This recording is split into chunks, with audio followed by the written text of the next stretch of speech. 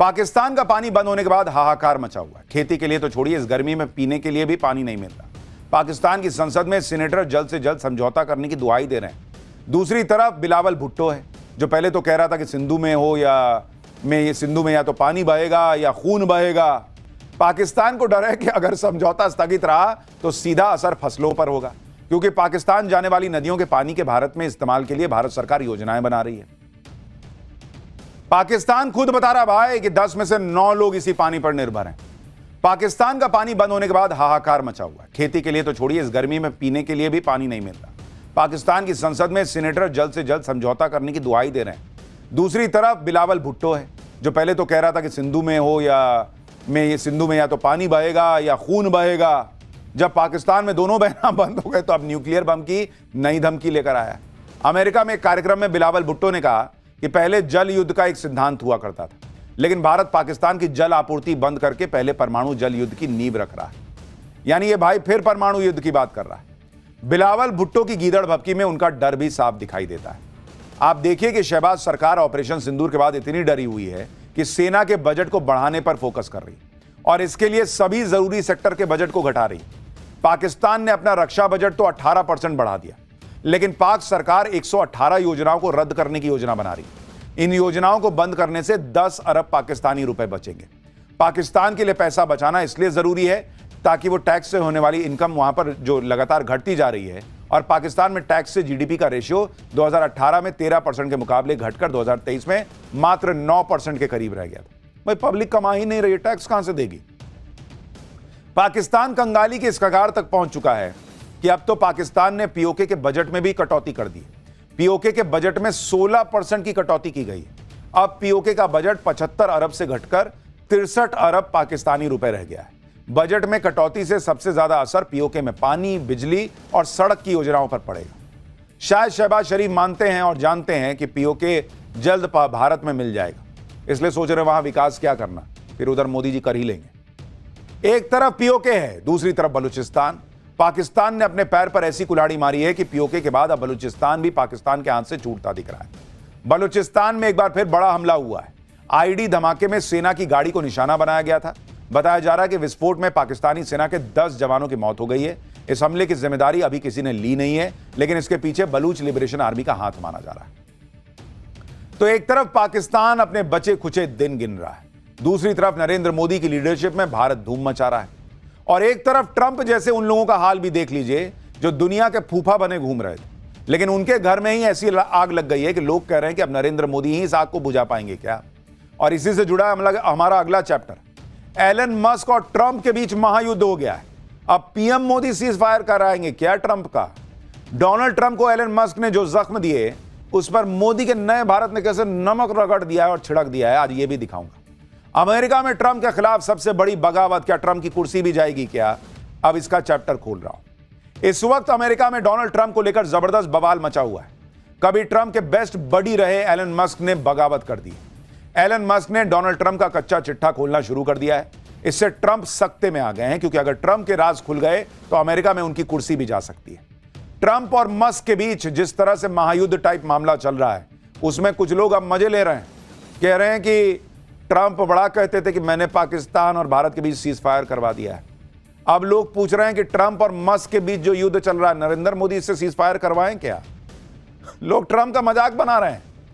Trump आए दिन कहते रहते थे कि भारत पाकिस्तान का युद्ध रुकवा दिया, सीज फायर उन्होंने करवाया है, लेकिन ट्रंप क्या किसी का युद्ध रुकवाएंगे। उनसे अपना घर नहीं संभल रहा भाई, वो अपनी कुर्सी बचा लें, बहुत बड़ी बात होगी, क्योंकि एलन मस्क ने उनकी कुर्सी के खिलाफ बगावत कर दी है, जंग छेड़ दी है।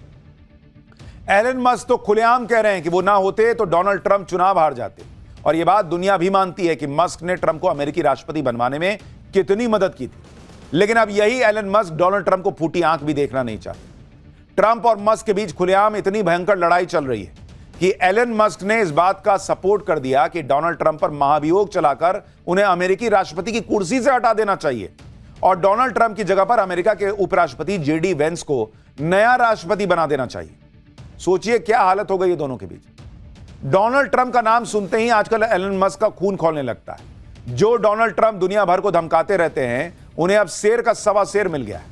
मस्क ने तो उल्टे ट्रंप को धमका दिया है कि वो ट्रंप का कच्चा चिट्ठा खोल देंगे। एलन मस्क ने इसकी शुरुआत भी कर दी है। एलन मस्क ने डोनाल्ड ट्रंप की जवानी के दिनों के विवादित वीडियो डालने शुरू कर दिए हैं ट्विटर पर। यह डोनाल्ड ट्रंप का 1992 का वीडियो है और यह वीडियो जिस पार्टी का है वो पार्टी अमेरिका के एक बहुत ही बदनाम इंसान जेफरी एप्स्टीन ने दी थी। जेफरी एप्स्टीन अमेरिका के सबसे बड़े सेक्स कांड का गुनहगार था, जिसमें सैकड़ों नाबालिग लड़कियों को शिकार बनाया गया था। जेफरी एप्स्टीन के पास बेशुमार दौलत थी, उसका अपना प्राइवेट आइलैंड था। इस आइलैंड में वो नाबालिग लड़कियों का यौन शोषण करता था और करवाता था। अमेरिका में इस कांड के खुलासे के बाद जेफरी एप्स्टीन को 2019 में अरेस्ट किया गया था और 2019 में ही जेफरी एप्स्टीन ने जेल में आत्महत्या कर ली थी। जेफरी एप्स्टीन के अमेरिका और दुनिया भर में बड़े बड़े लोग दोस्त थे, जो जेफरी एप्स्टीन के प्राइवेट आइलैंड में पार्टी करने जाते थे, जहां नाबालिग लड़कियों को जेफरी एप्स्टीन लाता था। जेफरी एप्स्टीन के इस कांड का जब खुलासा हुआ तो उसके दोस्तों में अमेरिका के पूर्व राष्ट्रपति बिल क्लिंटन से लेकर माइकल जैक्सन और दूसरे बड़े लोगों के नाम सामने आए। डोनाल्ड ट्रंप की भी जेफरी एप्स्टीन से दोस्ती थी और अब एलन मस्क का दावा है कि एप्स्टीन फाइल्स में ट्रंप का भी नाम था, इसलिए एप्स्टीन फाइल्स को सार्वजनिक नहीं किया गया। जिस दिन यह फाइल सार्वजनिक हो जाएगी उस दिन डोनाल्ड ट्रंप का कच्चा चिट्ठा खुल जाएगा। यानी एलन मस्क इशारा कर रहे हैं कि डोनाल्ड ट्रंप भी, वो एप्स्टीन वाला जो कांड था नाबालिग लड़कियों वाला, उसमें डोनाल्ड ट्रंप का भी नाम है भाई। इस तरह की खुली लड़ाई चल रही है, एकदम नंगाई पे आ गए दोनों भाई। ट्रंप का कच्चा चिट्ठा खोलने की धमकी देकर एलन मस्क ने साफ कर दिया है कि अगर वो ट्रंप को चुनाव जितवा सकते हैं तो ट्रंप की कुर्सी भी छीन सकते हैं। एलन मस्क ने जिस तरह से ट्रंप की पोल खोलनी शुरू कर दी है, उससे ट्रंप की अमेरिका में घनघोर बेइज्जती हो रही। ट्रंप भी इससे भयंकर चिढ़ गए। मस्क की बातों से चिढ़े ट्रंप ने यहां तक कह दिया कि मस्क पगला गए। ट्रंप ने धमकी दे दी कि वो मस्क की कंपनी के सरकारी कॉन्ट्रैक्ट छीन लेंगे। मस्क की कंपनी टेस्ला जो इलेक्ट्रिक गाड़ियां बनाती है, उसे सब्सिडी रोक देंगे। मस्क की एक और कंपनी स्पेस एक्स जो स्पेस सेक्टर में काम करती है, स्पेस एक्स और स्टारलिंक के सरकारी कॉन्ट्रैक्ट डोनाल्ड ट्रंप खत्म कर देंगे। यानी डोनाल्ड ट्रंप एलन मस्क को धमकाने पर आ गए। एलन मस्क और डोनाल्ड ट्रंप अचानक क्यों इस तरह से लड़ने लगे, यह बहुत लोगों को समझ में नहीं आ रहा है, क्योंकि उन्होंने तो एलन मस्क और डोनाल्ड ट्रंप की जबरदस्त दोस्ती देखी थी कुछ दिन पहले तक। डोनाल्ड ट्रंप को चुनाव जितवाने में एलन मस्क ने दिन रात एक कर दिया था। फिर ट्रंप ने राष्ट्रपति बनने के बाद मस्क को मनचाहा काम भी दे दिया। मस्क को ट्रंप ने सरकार के उटपटांग खर्चों को कम करने का काम दिया। वो काम एलन मस्क ने 4 महीने किया भी। फिर अचानक एलन मस्क ने ट्रंप की टीम से विदाई ले ली।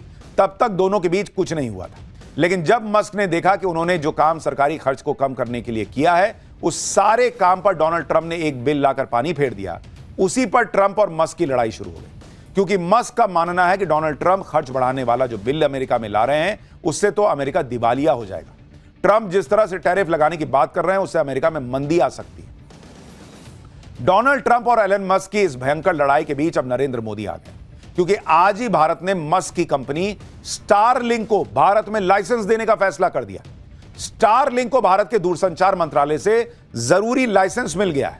भारत में लाइसेंस मिलना स्टारलिंक के लिए एक बहुत बड़ी उपलब्धि है, क्योंकि भारत में इंटरनेट यूजर बेस दुनिया में सबसे ज्यादा है। एलन मस्क के